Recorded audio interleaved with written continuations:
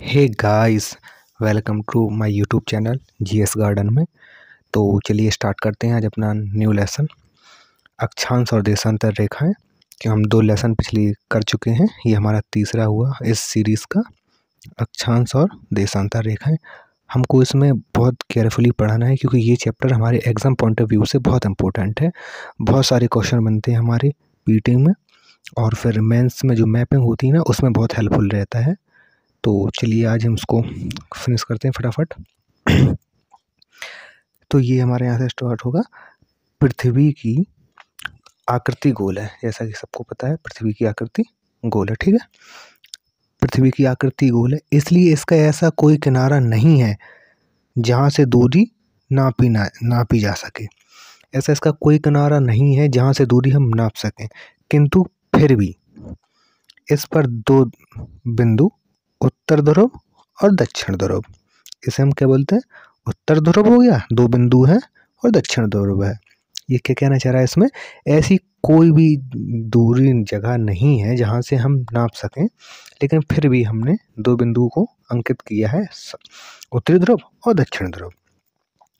इन्हें आधारभूत संदर्भ बिंदु कहते हैं। ये जो ध्रुव हैं इन्हें क्या कहते हैं, आधारभूत संदर्भ बिंदु। इन 2 ध्रुवों को आधारभूत संदर्भ बिंदु कहते हैं, ठीक है। कुछ काल्पनिक रेखाएं दोनों ध्रुवों के बीच पूर्व से पश्चिम दिशाओं की ओर खींची गई हैं। कहाँ से, पूर्व से पश्चिम दिशाओं की ओर खींची गई हैं। ये रेखाएं विषुववृत्त के समानांतर वृत्त बनाती हैं, इन्हें अक्षांश कहते हैं। क्या कहते हैं, अक्षांश कहते हैं। चलिए आइए इसको समझने की कोशिश करते हैं। तो ये रहा हमारा अक्षांश वृत्त। ये क्या क्या कह रहा था, पूर्व से पश्चिम की ओर कुछ रेखाएं खींची गई हैं। ये वाली रेखाओं की बात कर रहा था हमसे। ये है, ये रेखाएं खींची गई हैं, किसके समानांतर वृत्त बनाती हैं, विषुववृत्त के समानांतर वृत्त बनाती हैं ये। तो इन्हें क्या कहते हैं, अक्षांश कहते हैं। क्लियर है। ये हो गया अपना उत्तर ध्रुव और नीचे हो गया दक्षिण ध्रुव, ठीक है। ये हमारा उत्तर ध्रुव हो गया, ये दक्षिण ध्रुव हो गया, ये विषुववृत्त हो गया, इसके समानांतर जो रेखाएं बनाती हैं, है ना। ओके, पूर्व से पश्चिम की ओर ये क्या कहलाती हैं, अक्षांश रेखा कहलाती हैं। क्लियर है। आगे बढ़ते हैं। कुछ रेखाएं उत्तर और दक्षिण ध्रुव को मिलाते हुए खींची जाती हैं, ये अर्धवृत्त बनाती हैं, इन्हें देशांतर रेखाएं कहते हैं। चलिए इनको भी समझ लेते हैं मानचित्र की सहायता से क्या होती हैं। ये रही हमारी देशांतर रेखाएं। ये क्या बोल रहा है, उत्तर से दक्षिण को मिलाती हुई खींची गई हैं। ये रहा हमारा उत्तर, यहाँ से यहाँ तक, उत्तर से दक्षिण, ये सारी जो रेखाएं मिला रही हैं देशांतर रेखा कहलाती हैं, ठीक है। बीच में अर्धवृत्त भी बनाती हैं ये, ठीक है। ये सब अर्धवृत्त बनाती हैं। तो ये उत्तर से दक्षिण की ओर खींची गई रेखाएं, ये हो गई देशांतर रेखाएं, ठीक है। ठीक है, जो पूरब से पश्चिम की ओर खींची गई हैं वे अक्षांश रेखाएं, और जो उत्तर से दक्षिण की ओर खींची गई हैं वे देशांतर रेखाएं। क्लियर है। अब पढ़ते हैं अक्षांश के बारे में। अक्षांश क्या होते हैं। तो ये विषुववृत्त के उत्तरी भाग को उत्तरी गोलार्ध और दक्षिणी भाग को दक्षिणी गोलार्ध कहते हैं, ठीक है। ये हमारा विषुववृत्त है, उत्तर को उत्तरी अक्षांश, ये उत्तर हो गया, और दक्षिण को दक्षिणी अक्षांश कहते हैं, ठीक है। ये उत्तरी गोलार्ध हो गया, ये दक्षिणी गोलार्ध है। जो उत्तर में है उत्तरी गोलार्ध, जो दक्षिण में दक्षिण गोलार्ध, ठीक है। किसी दिए गए बिंदु की विषुववृत्त से, कहाँ से, किसी दिए गए बिंदु की विषुववृत्त से उत्तर दक्षिण की कोणीय दूरी की माप को अक्षांश कहते हैं। किसे कहते हैं, जैसे मान लो ये हमारा हो गया, ये कोणीय दूरी की माप को उत्तर में या दक्षिण में, ऊपर हो या नीचे, इसको क्या कहते हैं, अक्षांश कहते हैं। ये कोणीय दूरी की माप होती है, इसे अक्षांश कहते हैं। क्लियर है, ठीक है। अब आगे बढ़ते हैं। एक अंश, अंश ये होता है ना, एक अंश, ठीक है, के 60 बराबर भाग किए जाते हैं, और प्रत्येक इकाई को मिनट कहते हैं। एक जो अंश होता है उसके 60 बराबर भाग किए जाएं, और प्रत्येक इकाई को मिनट कहते हैं। क्या कहते हैं, मिनट। 60 बराबर भाग को, 1 मिनट इक्वल टू 60 बराबर भाग, है ना। 1 मिनट को 1 मिनट के 60 बराबर भाग किए जाएं तो उसे मिनट कहते हैं। ठीक है, ठीक है। तो 1 मिनट को पुनः 60 बराबर भागों में विभाजित किया जाता है, प्रत्येक इकाई को सेकंड कहते हैं। एक अंश को बराबर 60 बराबर भागों में बांटे जाएंगे तो उसे मिनट कहेंगे, और 1 मिनट को 60 बराबर भागों में बांटेंगे तो फिर उसे सेकंड कहेंगे। ठीक है, पहले हम एक अंश को बांटेंगे 60 बराबर भागों में तो क्या हो जाएगा, वो मिनट हो जाएगा। फिर मिनट को पुनः दोबारा से 60 बराबर भागों में बांटेंगे तो 1 सेकंड हो जाएगा। ठीक है, ये पहले 1 मिनट बनेगा, फिर 1 सेकंड बनेगा। ठीक है, विषुवत वृत्त 0 अक्षांश को प्रदर्शित करता है। विषुवत वृत्त से दोनों में से किसी भी ध्रुव की दूरी पृथ्वी की परिधि की 1/4 है। कितनी है? पृथ्वी की परिधि की 1/4 है। कैसे है? चलिए समझते हैं इसको। दूसरे शब्दों में यह है 360 अंश 1/4 भाग 1/4, अर्थात 90 की माप है। मान लो ये हो गया, ये 90 ये हो गया, 90 ये हो गया। ठीक है, 1/4 है। ये विषुवत वृत्त, ये तो 0 होता है ना। ठीक है, ये हो गई इसकी परिधि, कितना है उसका? 1/4 भाग है। इस प्रकार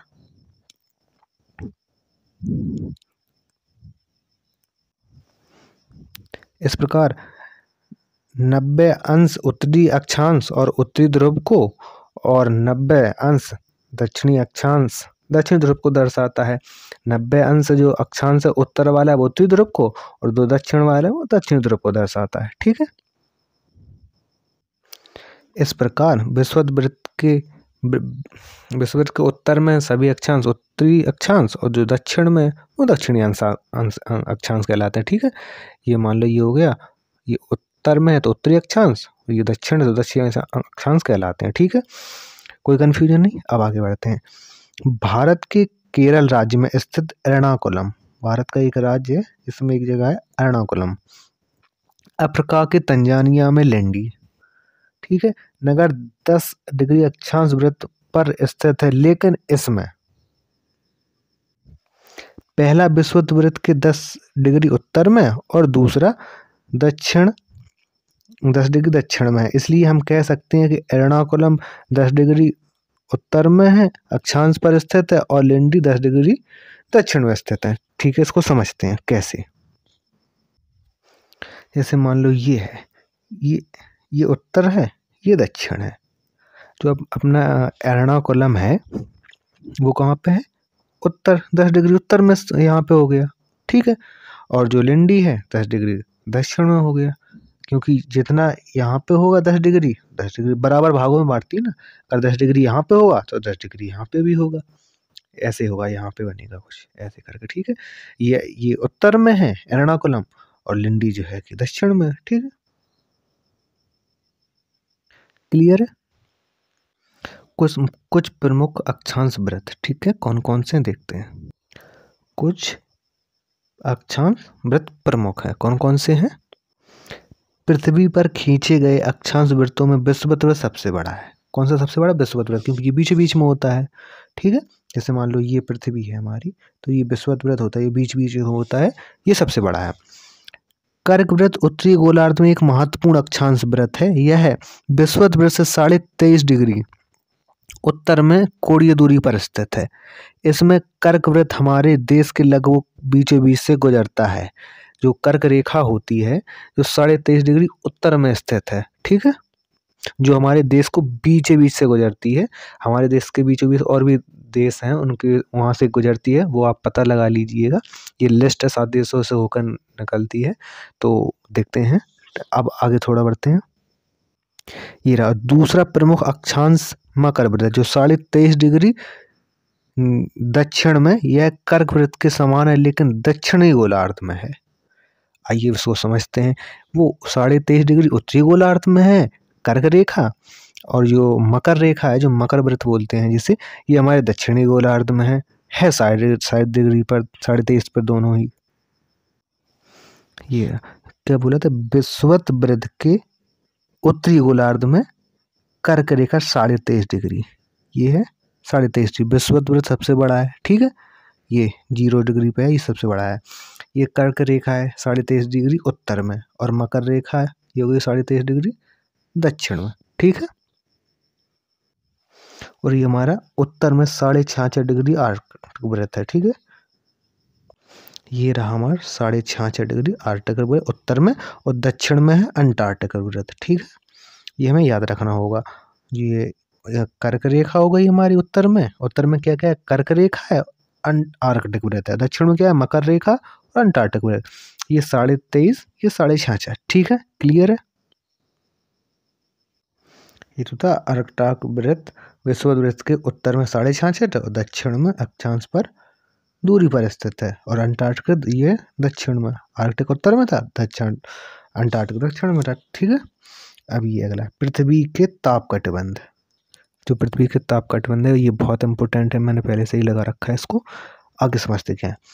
कर्क वृत्त और मकर वृत्त के बीच सभी अक्षांशों पर मध्याह्न का सूर्य वर्ष में कम से कम एक बार ठीक सर के ऊपर होता है, इसलिए यह क्षेत्र सबसे अधिक गर्मी प्राप्त करता है, इसलिए उष्ण कटिबंध कहते हैं। क्या कहते हैं, उष्ण कटिबंध। जो कर्क वृत्त या और मकर वृत्त होता है, साल में कम से कम एक बार तो जो मध्याह्न का सूर्य होता है, कम से कम एक बार तो ठीक से ऊपर सर के ऊपर आएगा ही। और यहाँ पे उसी दिन कम से कम एक दिन कर्क वृत्त और मकर वृत्त पर जो है कि बहुत भयंकर गर्मी पड़ेगी, उसको क्या कहते हैं, उष्ण कटिबंध कहते हैं, ठीक है। अब आप लोग क्या करना, तो उष्ण कटिबंध कितने देशों में है उसकी आप सूची निकाल लेना, ठीक है। कितने देशों में, आप पूरी सूची निकाल लेना, ये एग्जाम में पूछा है, नहीं हो तो फिर हमें बता देना, हम आपको लिस्ट बना के दे देंगे, ठीक है। जैसे ये हमारा रहा, ये कर्क रहा, कर्क रेखा रही हमारी ये, और ये मकर रेखा रही। इसमें क्या होगा कि वर्ष में सूर्य एक दिन तो इसके पीक पर होगा ही यहाँ पे, और यहाँ पर भी होगा। उस दिन बहुत गर्मी पड़ेगी, जिस दिन एक साल में एक दिन केवल यहाँ पे क्या होगा, उष्ण कटिबंध हो जाएगा। एक दिन तो गर्मी पड़ेगी बहुत तेज, क्योंकि ये सर के ऊपर रहेगा सीधा, तो उस दिन बहुत तेज गर्मी पड़ेगी, उसे उष्ण कटिबंध कहते हैं, ठीक है। मान लो ये हमारे सूरज हैं, ठीक है, यहाँ पे ये सूरज। अब यहाँ से सही से देख नहीं रहा, मैं कोशिश करता हूँ उसको, सॉरी वो हो नहीं पाएगा। तो यहाँ पे ये मान ली कर्क रेखा है, ये हमारी मकर रेखा है। साल में एक दिन तो ऐसा होगा ही कि सूरज सीधा सर के ऊपर होगा, इसके भी, यहाँ पे जितने लोग हों उनके और इनके भी। तो इसलिए इस क्षेत्र में बहुत अत्यधिक गर्मी पड़ेगी, इस वाले क्षेत्र में और इस वाले क्षेत्र में। तो उसको क्या क्या बोलते हैं, उष्ण कटिबंध, ठीक है। कर्क वृत्त में उत्तर की ओर और मकर वृत्त में दक्षिण की ओर मध्याह्न का सूर्य कभी भी ठीक सिर के ऊपर नहीं चमकता है। ध्रुवों की ओर सूर्य की किरणों का कोण घटता जाता है। मान लीजिए ये हमारी पृथ्वी है, ये हमारे ध्रुव है, नॉर्थ पोल और साउथ पोल, ठीक है। अब ये जैसे बढ़ेंगे इसका कोण घटता जाएगा ना, ये यहाँ पे तो पीक पे रहेगा, ऐसे घटता जाएगा, ठीक है। तिरछी होती जाएंगी सूरज की किरणें, ठीक है। इसके परिणाम फलस्वरूप उत्तरी गोलार्ध में कर्क वृत्त और अंटार्कटिक वृत्त के बीच, दक्षिणी गोलार्ध में मकर वृत्त और अंटार्कटिक वृत्त के बीच साधारण तापमान रहेगा। यह यहाँ ना अधिक सर्दी होती है और ना ही अधिक गर्मी होती है, इसे शीतोष्ण कटिबंध कहते हैं। आइए इसको उसी मैप की माध्यम से समझने की कोशिश करते हैं। ये रहा हमारा, तो इसमें क्या बोल रहा है कि यहाँ पे ये उत्तर में अंटार्कटिक वृत्त और दक्षिण में अंटार्कटिक वृत्त।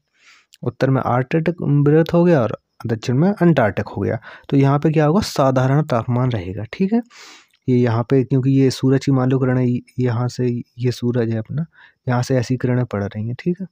यहाँ पे ये घटती जाएंगी ना, तो यहाँ पे न तो अत्यधिक गर्मी होगी न अत्यधिक ठंडी होगी, मतलब साधारण मानसून होगा, सुहावना मौसम बोलते हैं इसे, ठीक है। इसे क्या बोलेंगे, शीतोष्ण कटिबंध, ठीक है। ये थे उत्तरी शीतोष्ण कटिबंध, इसे दक्षिणी शीतोष्ण कटिबंध, ठीक है।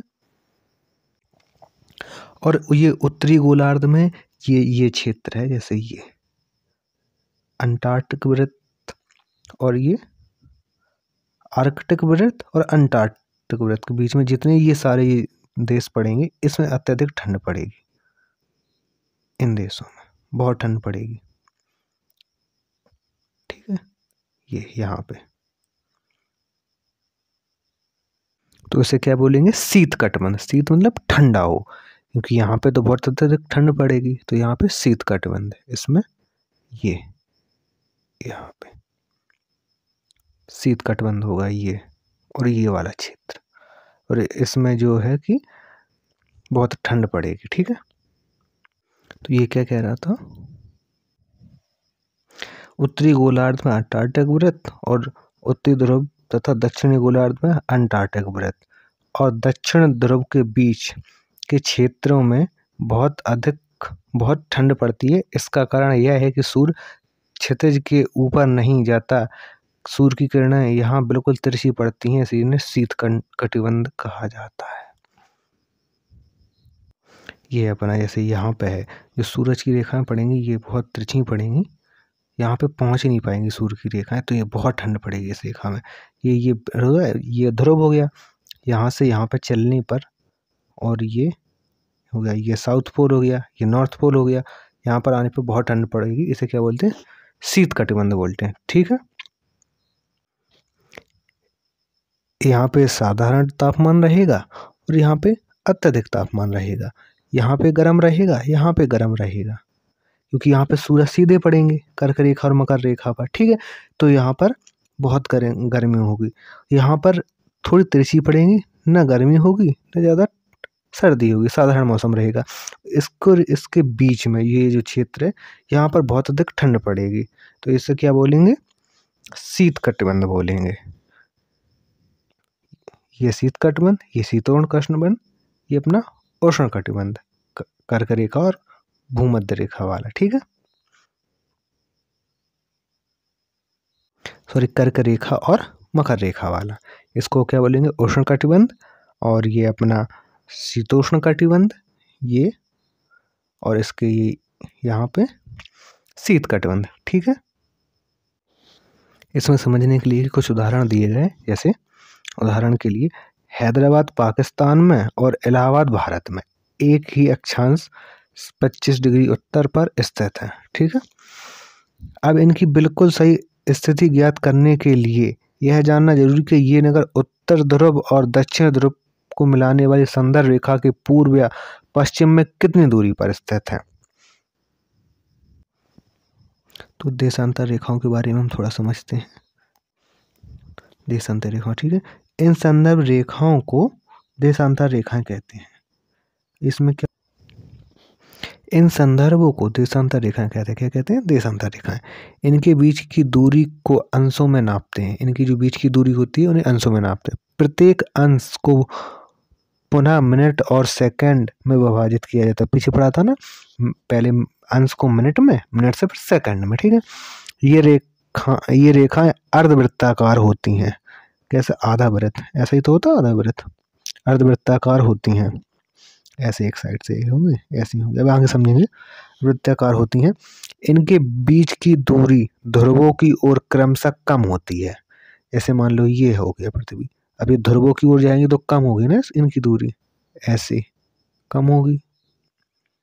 ये यहाँ पे तो कम होगी ना दूरी, ध्रुवों पर इनके बीच की दूरी शून्य हो जाती है। यहाँ पे पहुँचने पर ये तो शून्य हो जाएंगी, यहाँ पे कम होती जाएंगी, फिर यहाँ पे आके बिल्कुल शून्य हो जाएंगे, ठीक है, क्योंकि ये ध्रुवों पर एक बिंदु पर मिल जाती हैं, ठीक है, क्लियर है।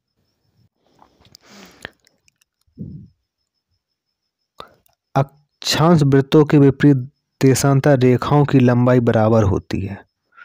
अक्षांश वृत्त की जो लंबाई होती है उनकी बराबर नहीं होती, लेकिन देशांतर रेखाओं की लंबाई बराबर होती है। अतः देशांतर रेखाओं की गणना में कठिनाई थी, इसलिए सभी देशों ने सर्वसम्मति से यह निश्चित किया कि ग्रीनविच वेधशाला, जो कि इंग्लैंड से गुजरने वाली देशांतर रेखाओं से गणना शुरू की जानी चाहिए।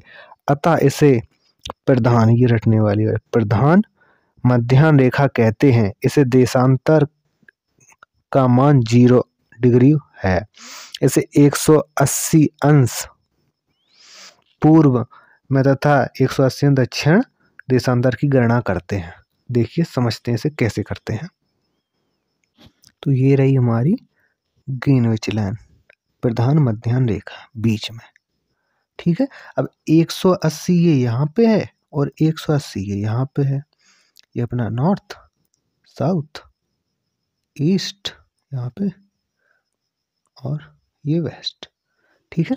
अब मान लो कि 25 डिग्री वाला था, यहाँ पे मान लो पाकिस्तान है, ठीक, 125 पर, तो यहाँ पे अपना भारत है, ठीक है। तो वही था ना कि कितनी दूरी पर है, और ये अपनी 0 होती है। ये सभी देशों की सर्वसम्मति राय है। जो इंग्लैंड की ग्रीनविच लाइन है, मध्य रेखा बोलते हैं जिसे, पूरे देश सभी कंट्रियों का आम मत है, तो ये वहाँ पे है। ये जो हमारी ग्रीनविच है ये हो गई 0, ये 180 और ये भी 180, 180 पूरब में, 180 पश्चिम में, ठीक है। यहीं से टाइम जोन काउंट होता है, इसको समझ लेना, ठीक है। और ये दिख रही, ये है, इनकी लंबाई समान होती है। इनकी जो अक्षांश होते थे ये इनकी लंबाई समान नहीं होती, क्योंकि घटती जाती है। इनकी लंबाई समान होती है। इनकी गणना करना कठिन था, टाइम जोन को कैसे बांटना है, इसलिए इन सब की एक सर्वसम्मति से सारे देशों की ये ग्रीनविच लाइन बीचों बीच खींची गई है। ऐसी एक कल्पना, ऐसा कुछ है नहीं, ऐसा नहीं है कि पृथ्वी को बीचों बीच कोई लाइन खींच रही है, ऐसा कुछ नहीं है। ऐसा टाइम जोन को बांटने के लिए ऐसी एक कल्पना की गई कि हम इसको मान लेते हैं, ठीक है।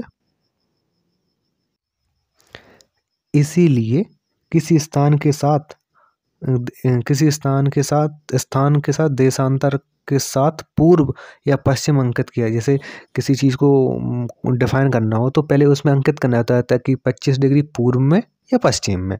यदि हमें जबलपुर का देशांतर बताना है तो जो ग्रीनविच से 80 अंश पूर्व में स्थित है, जो जबलपुर है जो ग्रीनविच से 80 अंश पूर्व में स्थित है, तो हम कहेंगे कि इसका देशांतर 80 अंश पूर्व में है, ठीक है। देशांतर के संबंध में एक रोचक बात यह है कि 180 अंश पूर्व तथा 180 अंश पश्चिम एक ही रेखा है, ठीक है।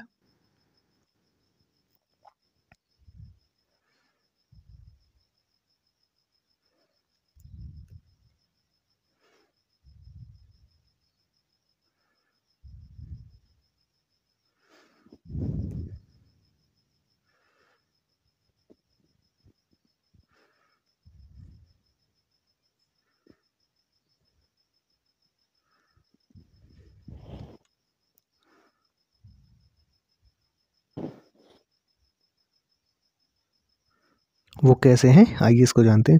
जैसे मान लो ये रेखा है, ठीक है। रेखा तो ये एक ही है ना, ये रेखा तो एक ही है। ये 180 यहाँ पे, 180 यहाँ पे। अगर आप यहाँ पे मान लो खड़े, ये रेखा एक ही है, यहाँ पे गए तो ये पूर्व हो गया और यहाँ पे गए तो पश्चिम हो गया। रेखा तो एक ही है ना, 180 बस उसको काउंट कर दिया गया, ठीक है। तो अगर यहाँ मान लो खड़े हो आप, यहाँ जाना तो यहाँ पे लो पूरब हो गया, यहाँ पे पश्चिम होगा। अगर आप यहाँ आ गए तो रेखा एक ही है, ठीक है।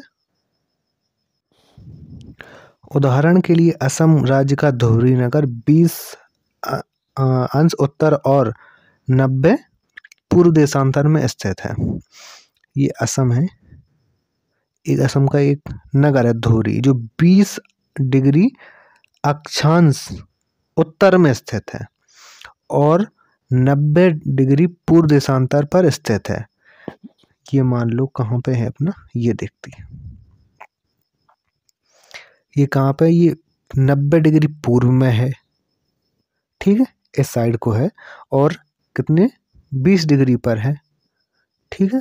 और आगे देखते हैं क्या बोल रहा है। स्थित है, ग्लोब या मानचित्र में उस बिंदु को खोजो जिस पर दोनों रेखा एक दूसरे को काटती हुई इस बिंदु पर धुबरी नगर स्थित है। ये आपको मैपिंग में खुद से करना पड़ेगा। इसके लिए पूरा मैप बनाओ और उसको खोजो, जिसमें टाइम जोन होता है उसमें 90 डिग्री पूर्व में खड़े होकर 20 डिग्री तक चलो, फिर उस जगह को खोजो। ठीक है, मान लो ये हो गया, आप यहाँ से हो, यहाँ पे पूर्व में आपको जाना है तो यहाँ से खड़े हो, फिर मैप में देखना पड़ेगा 20 डिग्री पर कौन सा आ रहा है। ठीक है, तो ये दोनों रेखाएं आपस में एक बिंदु पर काटेंगे एक दूसरे को, वो बिंदु आपको खोजना है। ठीक है, आप ये करते रहना।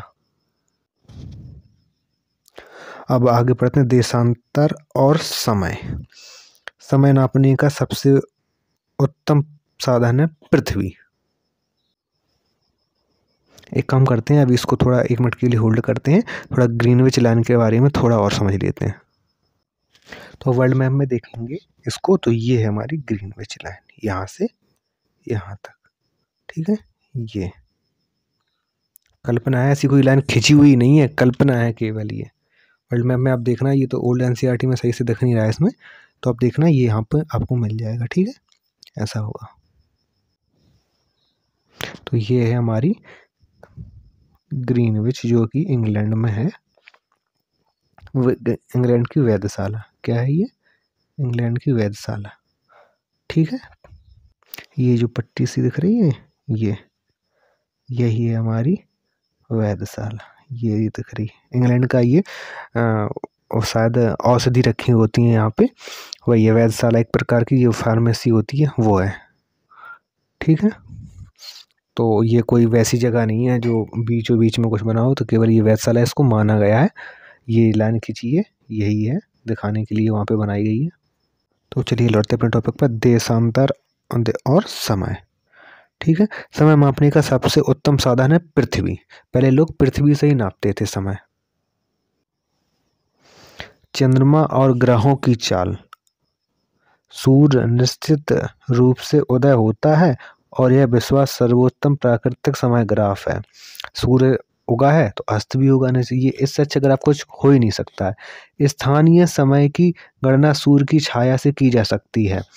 सूर्य की छाया मध्याह्न यानी कि दोपहर में सबसे छोटी तथा सूर्योदय एवं सूर्यास्त के समय सबसे लंबी होती है।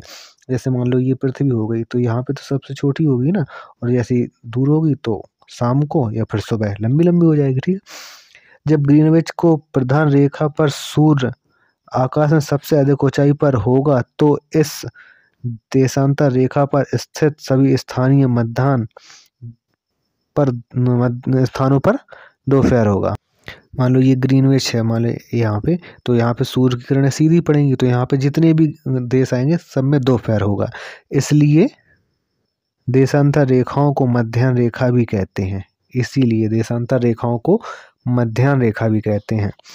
एक नाम और मिल गया, देशांतर रेखाओं को क्या बोलते हैं? मध्याह्न रेखा बोलते हैं, वो इसी कारण में बोलते हैं। ठीक है, चूंकि पृथ्वी अपने काल्पनिक अक्ष पर सूर्य से पूर्व अक्ष पर पश्चिम से पूर्व की ओर घूमती है। ठीक है, इसलिए ग्रीनविच से पूर्व के स्थानों पर ग्रीनविच के समय के आगे होगा और पश्चिम के स्थानों का पीछे होगा।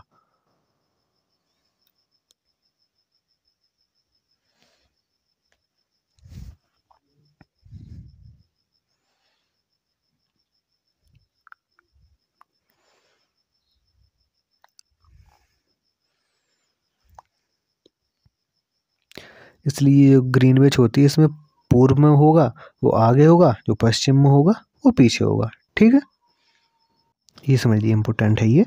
पृथ्वी 24 घंटे में 360 देशांतर घूमती है। ठीक है, इसलिए पृथ्वी की घूर्णन गति 15 मिनट प्रति सेकंड या प्रति 4 मिनट में एक देशांतर है। 15 चौको 60। ठीक है, इसी प्रकार अगर मान लो ये हो गया अपना, इसको भाग दे के देखोगे तो 15, इसको भाग दोगे इसका तो कितना बचेगा? 15 बचेगा। ग्रीनविच पर दोपहर के 12 बजते हैं, तो उसी समय ग्रीनविच के पूर्व में 15 देशांतर यानी कि 15 चौको 60 मिनट अर्थात 1 घंटा समय आगे होगा। देखिए इस चीज को ऐसे समझिए, मान लो ये हो गई हमारी पृथ्वी। ठीक है, ये हो गई पृथ्वी, इसमें ये हो गया, ये हो गई बीच, ये होगा ईस्ट, ये होगा वेस्ट। अगर पूर्व में है तो 1 घंटा आगे होगा +1, अगर यहाँ पश्चिम में है तो 1 घंटा माइनस होगा। ठीक है, तो ये वही तो ग्रीनविच पर दोपहर के 12 बजते हैं, तो उसी समय ग्रीनविच के पूर्व में 15 मिनट यानी कि 60 मिनट 1 घंटा आगे होगा। यहाँ पे 1 घंटा आगे होगा। अगर यहाँ पे मान लो 12 बजे तो यहाँ पे 1 बजेगा और यहाँ पे 11 बजेंगे। ठीक है, इसका अर्थ यह है कि वहाँ दिन का 1 बजा होगा, किंतु ग्रीनविच के पश्चिम में देशांतर पर 1 घंटा पीछे मतलब 11 बजा होगा। ठीक है, ये 11 बजे होंगे पश्चिम में। ठीक है, इसी प्रकार 180 देशांतर पर उसी समय आधी रात रहेगी जब ग्रीनविच पर दोपहर के 12 बजेंगे। जो 180 होगा तो वहाँ पे 180 पर अगर यहाँ पे ग्रीनविच पर दोपहर के 12 बजे हुए हैं तो जो 180 अंश पर जो देश होगा वहाँ पर रात के 12 बजेंगे। ठीक है, किसी स्थान पर जब सूर्य आकाश में सबसे अधिक ऊंचाई पर होता है, दिन के 12 बजते हैं, इस समय को वहाँ का स्थानीय समय कहते हैं। ठीक है, सारे देशों के अपने अपने अलग अलग स्थानीय समय हैं। सबने अपने देशों के टाइम जोनों को बांट रखा है। ठीक है, अब अपने देश का भी जानेंगे कौन सा टाइम जोन है। तो ठीक है, आगे बढ़ते हैं। इसको क्या बोलते हैं? स्थानीय समय बोलते हैं, बस इतना याद रखिए। अभी स्थानीय समय क्या होता है? जो देश अपने टाइम जोन को बांटता है कि कब कितना बजेगा। ठीक है, जैसे ये वर्ल्ड की जो ग्रीनविच लाइन जो गुजरी हुई है वेधशाला जो इंग्लैंड की, वहाँ से ऐसे हर देश ने अपनी अलग अलग बना रखी है। उसको क्या बोलते हैं? उस देश का स्थानीय समय। एक सब लोगों का समय है और एक एक समय सबका स्थानीय अलग अलग समय है। ठीक है, एक देशांतर रेखा पर स्थित सभी स्थानों का स्थानीय समय एक ही होता है। एक देशांतर रेखा पर स्थित सभी स्थानों का स्थानीय समय, एक देशांतर रेखा पर कोई मान ली टाइम हमने फिक्स कर दिया तो उसका जितना सबका स्थानीय समय होगा एक ही होगा। ठीक है, अब ये मानक समय। मानक समय क्या होता है? ये मान लो गुजरात का एक उदाहरण दिया है हम लोगों को। गुजरात राज्य के द्वारका नगर में और असम राज्य के डिब्रू। गुजरात का क्या है? द्वारका, और असम का डिब्रू नगर के स्थानीय समय को 1 घंटा 45 मिनट का अंतर है। क्यों है अंतर? अब ये आगे समझेंगे। कितना? डिब्रू और ये असम में 1 घंटा 45 मिनट का अंतर है। इसलिए आवश्यक यह है कि प्रत्येक देश की एक केंद्रीय देशांतर रेखा, जैसे मानक मध्याह्न रेखा कहते हैं, वेरी वेरी इंपॉर्टेंट, के स्थानीय समय को ही सारे देश का मानक समय मान लिया जाएगा।